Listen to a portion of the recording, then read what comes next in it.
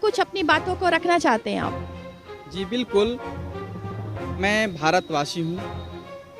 भारत देश ही आदिवासियों का देश है और इस झारखंड में मैं अभी झारखंड में हम लोग निवास करते हैं। भारत देश में 10 राज्य 5वीं अनुसूची राज्य है और 4 6वीं अनुसूची राज्य है। अब ये 5वीं अनुसूची क्षेत्र जहाँ है, वहाँ पर केंद्र सरकार और राज्य सरकार की यहाँ पर शासन, प्रशासन और नियंत्रण का अधिकार नहीं है। ये मैं नहीं कह रहा हूँ, ये संविधान कहती है। चूँकि भारत की संविधान के अंदर में एक संविधान है जो अलिखित संविधान है, जिसे रूढ़ी प्रथा के अंतर्गत है। ये रूढ़ी प्रथा पारंपरिक स्वशासन व्यवस्था के अंतर्गत संचालित होती है। ये विद्यमान विधि है। ये भारत के अंदर में जितने भी केंद्र सरकार या राज्य सरकार कोई भी हो, ये अपने कानून के तहत इस क्षेत्रों में शासन प्रशासन नियंत्रण नहीं कर सकती है। लेकिन सरकार की नीयत साफ नहीं होने के कारण से आज 5वीं अनुसूची क्षेत्र हमारा झारखंड में ये अवैध तरीका से, असंवैधानिक तरीका से पंचायत चुनाव कराया। हम लोगों को जानकारी की अभाव होने के कारण बीच में हम लोग इस पर आवाज नहीं उठाया था। इसका नतीजा हुआ कि ये 2 बार पंचायत चुनाव कराया। लेकिन जैसे हम लोगों को जानकारी हुई, संविधान की कुछ जानकारी हम लोगों को मिली और हम लोगों ने आवाज उठाया कि 5वीं अनुसूचित क्षेत्र में ये त्रिस्तरीय पंचायत चुनाव ही नहीं बल्कि किसी भी तरह की चुनाव कराने की संवैधानिक अधिकार नहीं है, परंतु ये अवैध तरीका से इन्होंने चुनाव कराया। अब हम लोगों ने ये 5वीं अनुसूचित क्षेत्र में त्रिस्तरीय पंचायत चुनाव को असंवैधानिक करार दिया, तो इस पर ये चुनाव आयोग के सचिव एक लिखित सबूत मिला है। उसमें कहा जा रहा है कि जो कोई भी यहाँ पर विरोध कर रहा है वो नक्सली हो सकता है। ये कहाँ की बात है? जी बिल्कुल, हम लोगों के ऊपर में आरोप लगाने के ही बराबर है। इसमें कहीं पर कुछ संशय की बात नहीं है। मैं आपको बता दूं कि इस मोबाइल में मेरे पास में आया है, इसमें चुनाव आयोग के ये सचिव जो हैं, इसमें लिखा है, नाम भी लिखा है, राज्य निर्वाचन आयोग के सचिव राधेश्याम प्रसाद।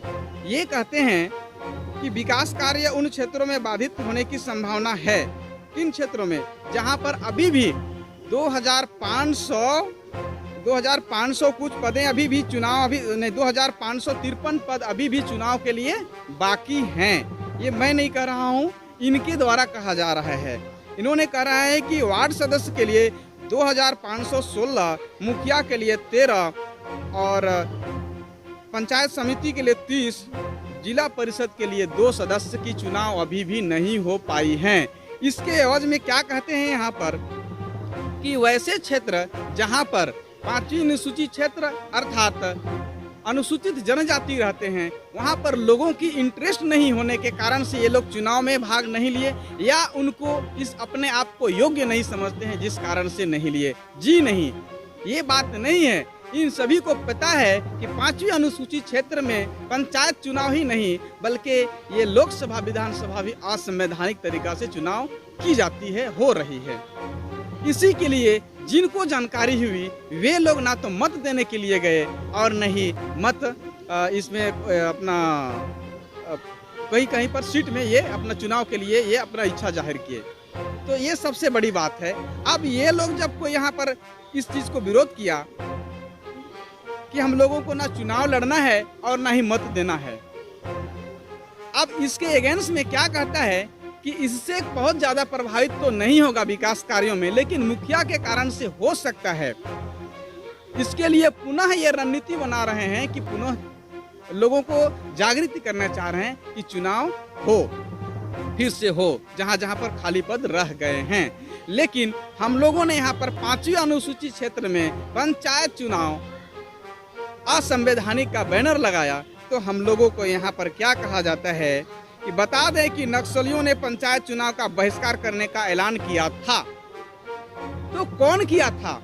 जब आपने स्पष्ट नहीं किया आज तक, इसका मतलब मैंने यहाँ पर बैनर लगाया, किसी को किसी न किसी एक षड्यंत्र के तहत असंवैधानिक अपने आप है, हमें असंवैधानिक बोल करके ये नक्सल करार देने का काम कर रही है। ये बहुत बड़ी षड्यंत्र है। मैं भूषण टना भगत, मैं आपको एक चीज़ और बता देता हूँ कि यहाँ पर हेमंत सरकार ने भी हाईकोर्ट को हलफनामा के में स्पष्ट कर चुका है कि 5वीं अनुसूचित क्षेत्र में मेरा शासन प्रशासन और नियंत्रण नहीं है। मैं इसको आपको एक दिखाना चाहता हूँ, आप देखेंगे कि ये शासन प्रशासन और नियंत्रण इसके हाथ में है या नहीं। मैं एक आपको दिखाता हूँ कि आप देख सकते हैं, ये हाईकोर्ट केस संख्या आप देख सकते हैं। और इसमें मैं आपको बता दूं कि स्पष्ट शब्दों में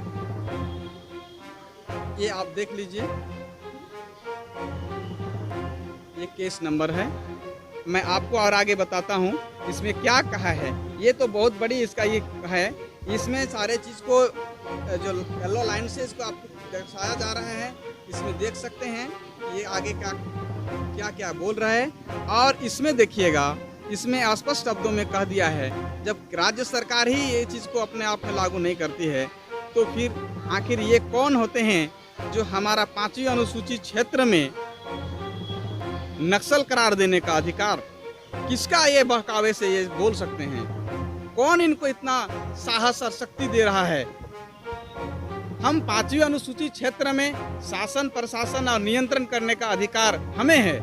हम सभी स्वशासन व्यवस्था के अंतर्गत संचालित होते हैं। लेकिन ये देश में जितने भी सरकार बनी, कांग्रेस की सरकार बनी या बीजेपी की सरकार बनी, सबने आदिवासियों के साथ छलने का काम किया है।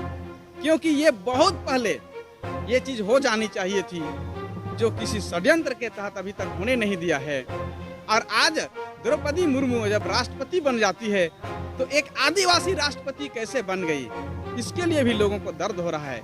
ये तो बहुत देर हो चुकी है, ये पहली बार में ही हो जानी चाहिए थी। इसका मतलब ये स्पष्ट हो जाता है कि आदिवासियों को हमेशा दबे कुचले दृष्टि से देखना चाहता है। कभी भी इन लोगों को, अर्थात हम लोगों को, ये उस जगह में देखना पसंद नहीं करती है।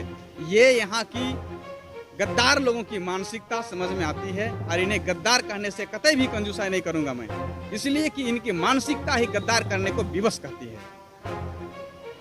मैं भूषण टना भगत।